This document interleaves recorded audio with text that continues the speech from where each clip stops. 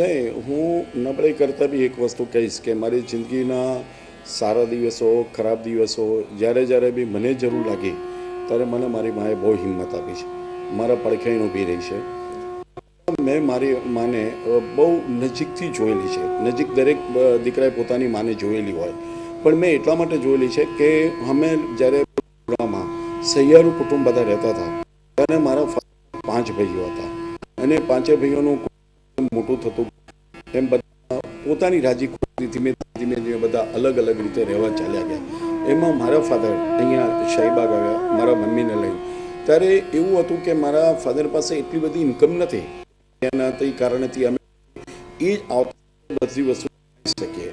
ત્યારે મારી મમ્મીએ એટલી બધી ચીવટ ભરી, એટલી બધી મહેનતથી નાનામાં નાની વસ્તુ ભેગી કરીને અને આ ઘર એટલું સુંદર રીતે સજાયું અને આ ઘર એટલું સરસ રીતે બનાવ્યું કે જેની કોઈ લિમિટ નહીં. મારા પપ્પા એ વખતે નશાબંધી મંડળના ગુજરાત રાજ્યના મંત્રી હતા અને વ્યસન મુક્તિ ઝુંબેશ ચલાવતા હતા. એટલે મારા પપ્પા અવારનવાર ગુજરાતમાં બધી જગ્યાએ ટૂરિંગ પર રહે. ત્યારે મને યાદ છે કે મારા મમ્મી, હું નાનો હતો અને મારા મમ્મી અમે ટાઈમ ટુ ટાઈમ જમ્યા કે ના જમ્યા. મારે 4 બહેનો છે અને 4 બહેનોની ભણતરથી માંડી કે મારા પોતાના એજ્યુકેશન માનું છું કે મારા પપ્પા કરતાં મારા મમ્મીએ મારી સાર સંભાળ બહુ વધારે રાખી, અમારા કુટુંબની રાખી. કારણ કે પપ્પા તો કરતા હતા પણ પપ્પાનું ટૂરિંગ એટલું બધું રહેતું હતું કે જેના કારણે ઘરના જેટલા બી અમારા પ્રોબ્લેમ હોય એ અમે અમારા મમ્મીને કહેતા. એનાથી વિશેષ એક વાત એવી હતી કે જ્યારે અમે અહીંયા રહેવા આવ્યા ત્યારે અમારું નીચેનો પોર્શન હતો રહેવા માટેનો અને ઉપરનો પોર્શન અમારો તૈયાર થઈ રહ્યો હતો. ત્યારે મારા મમ્મીને મેં જોયા છે કે જ્યારે કાચી ઈંટો ઉપર માણસ પાણી છાંટીને જાય પછી બીજા દિવસ સવારના પરમાં મારા મમ્મી ડોલો લઈ અને પાણી છાંટતી. એ આજે બી આ દિવાલમાંથી મને એવું લાગે છે કે મારા મમ્મીએ જે પાણી છાંટેલું છે એનો આજે બી મને અવાજ સંભળાય છે. એટલે હું એવું પર્સનલી માનું છું કોઈ કમજોરી નથી. મારી મમ્મી આજે બી મારી આજુબાજુ છે, આજે બી મને અવારનવાર બોલાવે છે અને આજે બી મને, હું જે સ્ટેજ ઉપર આજે છું એમાં ઘણા કારણો એવા બન્યા મારી જિંદગીમાં કે હું બહુ ખુલ્લા દિલે વાત કરું તો ભણવામાં બહુ જ નબળો હતો. નાનો હતો ત્યારે મને એ બી યાદ છે કે હું પ્રે સ્કૂલમાં ભણતો અહીંયા અઠીબેની વાડી પાસે. ત્યારે મારા મમ્મી મને ઉચકી અને 1 થી 4 ધોરણમાં ઉચકીને કોઈ રિક્ષાવાળા કે કોઈ જતા હોય તેને વિનંતી કરે કે ભાઈ અને તમે આટલે સુધી પ્રે સ્કૂલમાં મૂક્યા હો. મારા પપ્પા મને 24 કલાક એક જ વસ્તુ કર્યા કરે કે આ છોકરો કંઈ ભણશે નહીં.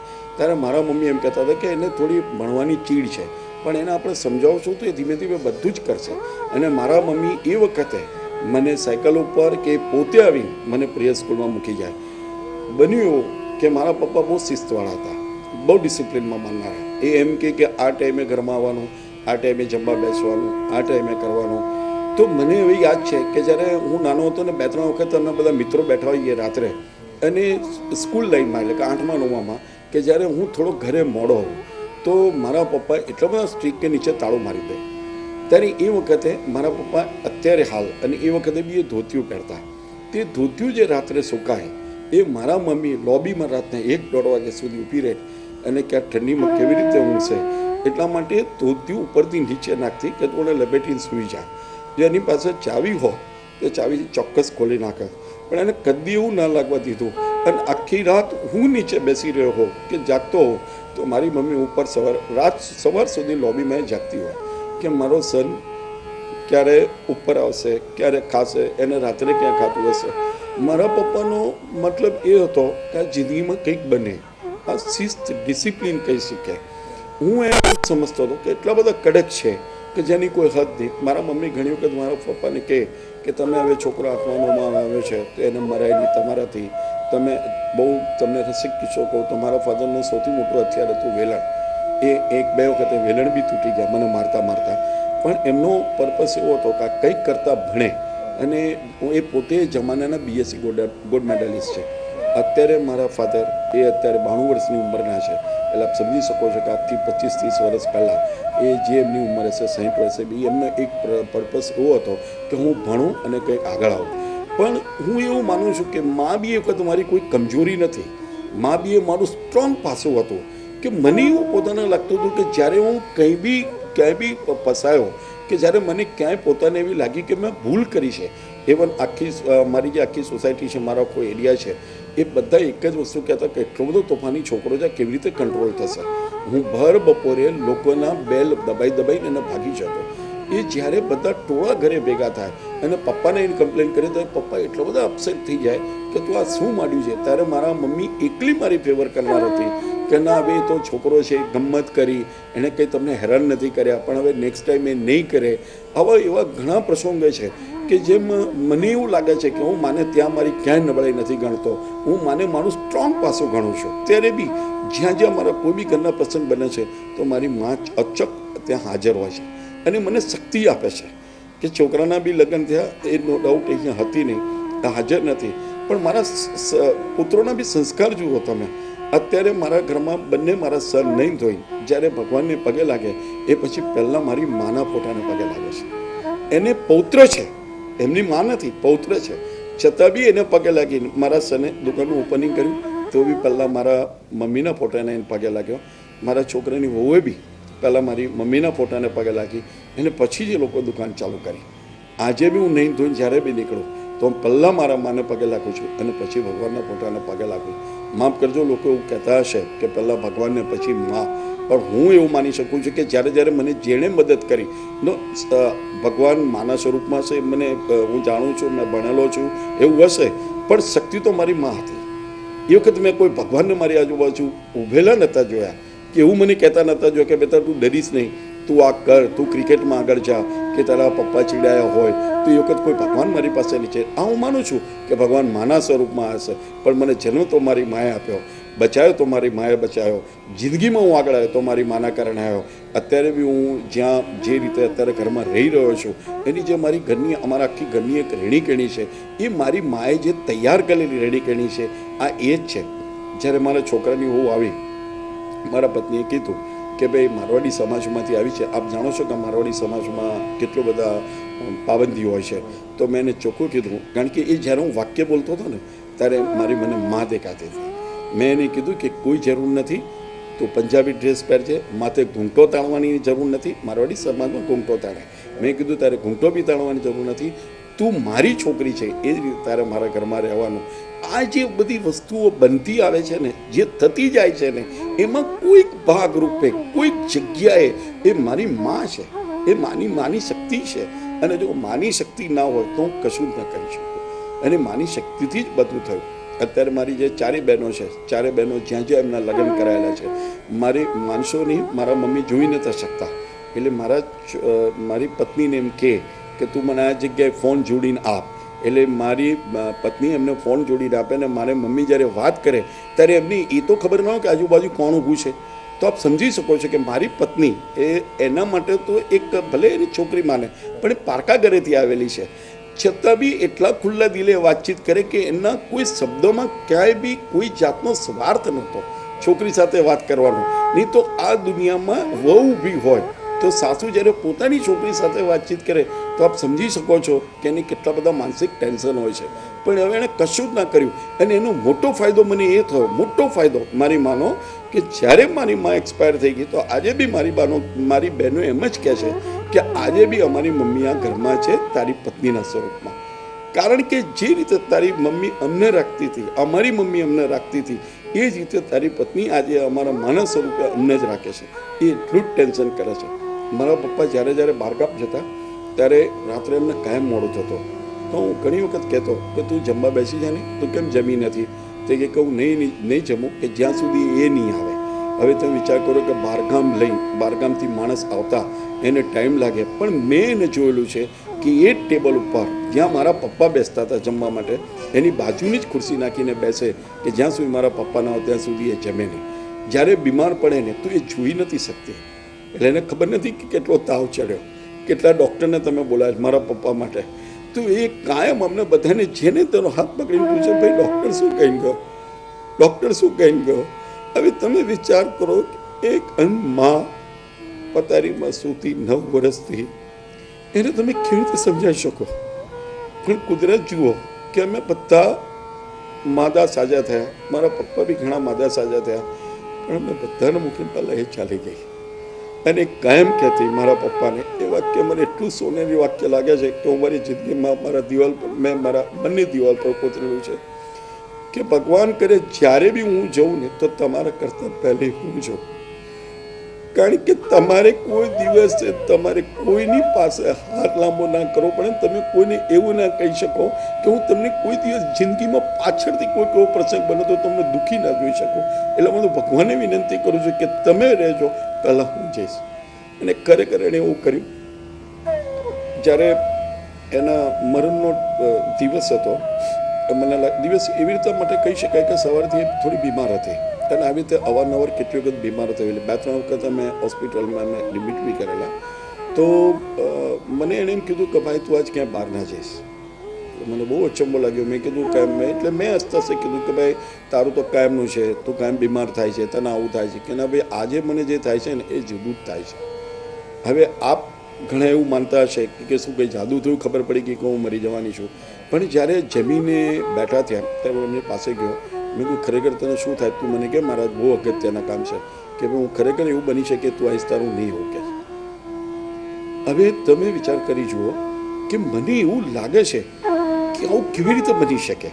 હું બી નહોતો માનતો. હું ત્યાં આગળ બેઠો, હું એની પાસે બેઠો. પછી મેં ડૉક્ટરને બોલાવ્યા કે ભાઈ આવું બધું બોલ્યા કરે છે. કારણ કે એને શું હતું કે ઘણી વખત મગજમાં લોહી ઓછું જતું હતું.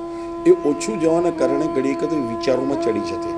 તો મને એવું લાગ્યું કે આ વિચારોમાં ચડી ગઈ છે એટલે આવું બોલે છે. એટલે મેં છતાં બી ડૉક્ટરને બોલાવીએ અને આપણે ડૉક્ટરને પૂછી જોઈએ. એટલે મેં અમારી આજુબાજુના જે 2 ડૉક્ટર છે એમને બોલાવીને એમને બતાવ્યું. તો કીધું કે ના તમારા મમ્મીની વાત સાચી છે, એની તબિયત બરાબર નથી અને હવે એમને એડમિટ કરવાનો કોઈ મતલબ બી નથી. એટલે બંને આજે હોય કાલ હોય અઠવાડિયું બી થાય પણ તમે એની જોડે. હું એની બાજુમાં બેઠો.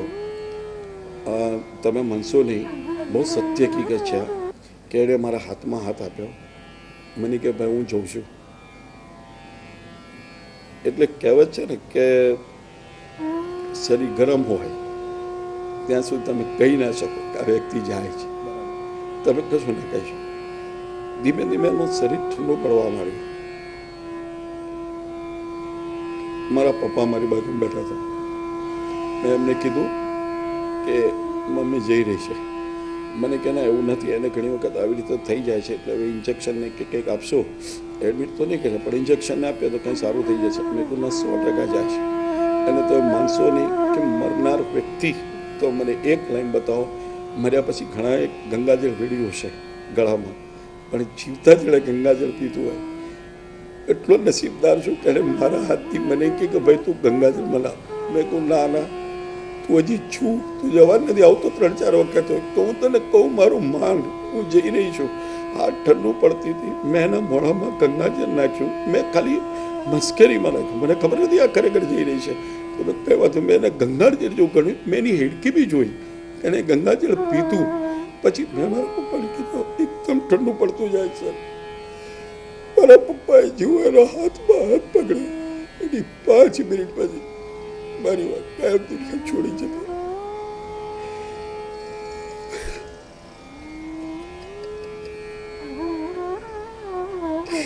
મને કદી એવું નહીં લાગવા દીધું. મને કદી કોઈ દુઃખ ના આપ્યું. છેલ્લી બી એને કોઈને દોડધામ ના કરાય. અને એના મરણ એવું કહેવાય છે કે સ્ત્રીનું મળદું રાત્રે રહે ઘરમાં તો ઘરનો પ્રોગ્રેસ થતો જાય છે. મારા ઘરમાં મારા મમ્મી ગુજરી ગયા પછી આખી રાત રહી. અને જે એના જે 5-6 વર્ષમાં જે ઘરનો આખો બદલાવ આવ્યો, જે મારું ઘર ઝડપથી જે ડેવલપ થતું ગયું, હું 100% કહી શકું છું કે એની એક તો એની વિચારવાની રીત કે હું જઈ રહી છું શબ્દ, એને મારા હાથમાં હાથ પકડ્યો. અને તમે કલ્પના કરી જુઓ કે એક માં કેવી રીતે કહી શકે, ડૉક્ટરના પહેલાં બી કેવી રીતે કહી કે હું જઈ રહી છું. અને મારા ઘરને એને કીધું કે બેટા હું જઈશ ને પછી તું કોઈ ચિંતા ના કરીશ, તારે કોઈ તકલીફ નહીં થાય. તારા છોકરાઓ બધા બહુ સંસ્કારિક પાકશે, તારી પત્ની બહુ સારી છે, બહુ સંસ્કારિક છોકરી છે, એ તને કદી જિંદગીમાં દુઃખી નહીં કરે. અને મારા ઘરની મારી પોતાની બહેનો, મારા પપ્પા, અમે તમે માનશો નહીં એટલું બધું હેલ્ધી એટમોસ્ફિયર છે. પણ હું એટમોસ્ફિયરમાં એક વાત ચોક્કસ કહીશ કે એટમોસ્ફિયરમાં ક્યાંય માં નથી. એટમોસ્ફિયરમાં ક્યાંય માં નથી. આ બધા એક બાજુ છે, એક મહામારી એક બાજુ છે. માણસ પત્નીથી જિંદગીમાં આગળ આવે છે, માણસ પિતાથી આગળ આવે છે, માણસ પોતરોથી આગળ આવે છે, માણસ છોકરાથી આગળ આવે છે, પણ જે માં છે ને એ કંઈક મને ખબર નથી પડતી શું કહું એના માટે. હરેક ઘડીએ, હરેક સમયે, હરેક મિનિટ છે એ મને યાદ આવે. મારા પત્ની અને મોબાઈલ વચ્ચે ધનતેરસના દિવસે જ્યારે હું ધનની પૂજા કરતો હતો ત્યારે એકવાર મેં કીધું કે ભાઈ આટલા બધા સિક્કાની પૂજા કરું છું તો 1 કલાક જાય છે, એને હું નીચે બેઠો બેઠો બી પલટીવાની કંટાળી જાઉં છું, તો પ્લીઝ યાર સિક્કા ઓછા કરી નાખ. હવે એ જમાનાના 8 પૈસાના સિક્કા, 1 પૈસાનો સિક્કો એ મારા મમ્મીએ જે બી કોઈ કારણસર ભેગા કર્યા હશે, યા મારા પપ્પાએ ફર્સ્ટ ટાઈમ આપ્યો એવા બી સિક્કા હશે, ચાંદીના સિક્કા મળેલા છે એ છે. એ બધા સિક્કા તો માણસોની આટલો ડબ્બો છે, એ મને કરતાં 1 કલાક લાગે છે. તો મેં કીધું ભાઈ તું એક કામ કર, 5-6 રાખીને બધા કાઢી નાખ. એટલે પછી કે ના તો તમારા મમ્મીની યાદગીરી છે. હવે તમે વિચાર કરો કે મારી પત્ની એ આમ કહેવા જાવ તો એ પારકા ઘરની છે, પણ એને બી એટલો લગાવ મારી મા સાથે કે મારા મમ્મીનો એક બી સિક્કો ક્યાંથી આગો પાછો ના થાય. ત્યારથી મેં આજની સુધી કદી ભૂલ નથી કરી કે આમાંથી એક બી સિક્કો ઓછો કરવાની. કે મેં કીધું ચોક્કસ આમાં મારા દરેક સિક્કામાં મારી માની લાગણી છે. અને તમે વિચારો તો કરો કે એ ટાઈમમાં જ્યારે ધનતેરસનું મારી પાસે પૂજન કરાવતી, મને કે હું મેચ રમી લાવું. એટલે મને કે ભાઈ તું આ રજાઓના ટાઈમમાં ને પ્રસંગના ટાઈમે તું મેચ રમે છે, તું મેચ છોડી દેજે ઘરનું. મેં કીધું ભાઈ આ તો બધું ચાલ્યા જ કરવાનું છે. આ દિવાળી તો દર વર્ષે આવે, ધનતેરસ દર વર્ષે આવે, પણ મારી ક્રિકેટ મેચ કંઈ આવવાની નથી, એ હું છોડી દઈશ તો મારું સિલેક્શન બી નહીં થાય. તો એણે એમ કીધું કે સારું તું એક કામ કર, નહીં ધોઈ લે. તો મને સાંજે આવીને થાકીને નાવા ધોવાનો બહુ કંટાળો. તો મેં 2-3 વખત કીધું આ બધું ક્યાં કરાવે છે, લાવો હું પૂજન બેસીને પૂજા કરી દઉં. તો કે જો આમાં એવા બી સિક્કા છે કે જે તારા મને પહેલી વખત આપેલા છે. હવે તું નક્કી કર કે તારે એને નાહ્યા ધોયા વગર પૂજા કરવી છે કે નહીં પૂજા કરવી છે. તે જ વખતથી મેં નક્કી કરી નાખ્યું કે ગમે તેટલું સમજો. એ વખતમાં 1-2 વખત હું સુરતથી આવેલો, મારી બેચ પતી ગયો પછી, અને ઘરે આવીને એટલો બધો થાકી ગયો હતો. ધનતેરસના કારણે જ પાછો આવેલો, કારણ કે મારે 2 દિવસનો હોલો હતો, પાછી મેચ હતી. હું જેવો પાછો આવ્યો તો હું પહેલાં નાહવા માટે ગયો, નહીં પછી પૂજામાં બેઠો, કારણ કે મને શબ્દ યાદ હતા કે એની વેલ્યુ શું છે, એની કિંમત શું છે. એ કિંમતના કારણે મેં એની ક્યાંય લાગણીને ઠેસ ન પહોંચે. આપ માણસોની ધનતેરસમાં જ્યારે બી હું પૂજા કરવા બેસું છું તો હું પહેલાં ભગવાનને પગે નથી લાગતો. મારા બાથરૂમમાંથી નીકળી પહેલાં મારા મમ્મીના ફોટાને પગે લાગું છું અને પછી ધનની પૂજા કરવા બેસું છું. એટલે ત્યારે બી મને એવો અહેસાસ થાય છે કે મને મિનિટે સમજાઈ રહી છે કે હવે તું એને કંકુના ચાંદલા કર, હવે એને તું ધો, એને આ કર, એને દહીંથી નવડાવ, પાણીથી નવડાવ. એના શબ્દો મારા કાનમાં ગૂંજે છે.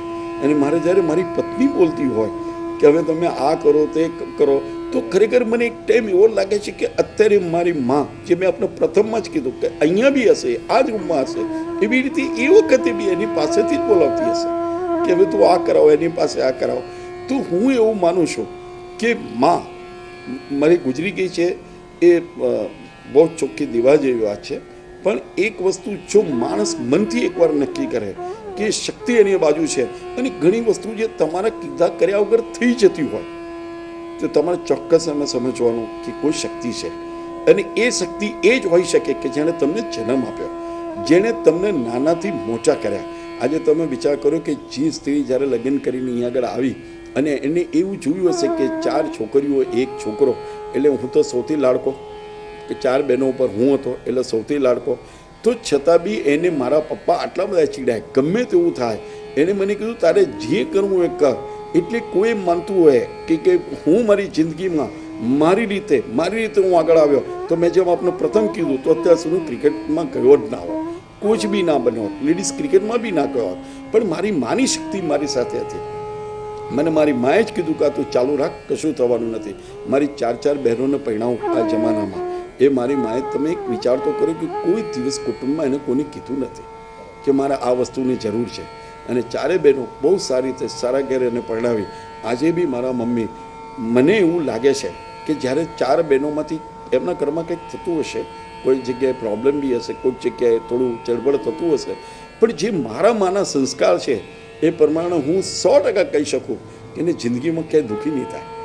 એને ક્યાંક ને ક્યાંક મારી માં એની પડકે ઊભી રહે અને એને જરૂર મદદ કરતી અને હું ચોક્કસ વૃદ્ધાશ્રમની જે વાત છે, ખરેખર જે છોકરાઓ એમના મા બાપને મૂકી જાય છે, મને એવું લાગે છે કે એમના મા બાપોએ ભૂલ કરી એમને જન્મ આપવાની, કે આટલી ક્રૂરતાથી કે જે મા બાપ તમને મિનિટે મિનિટે તમારા પડખે ઊભે રહે.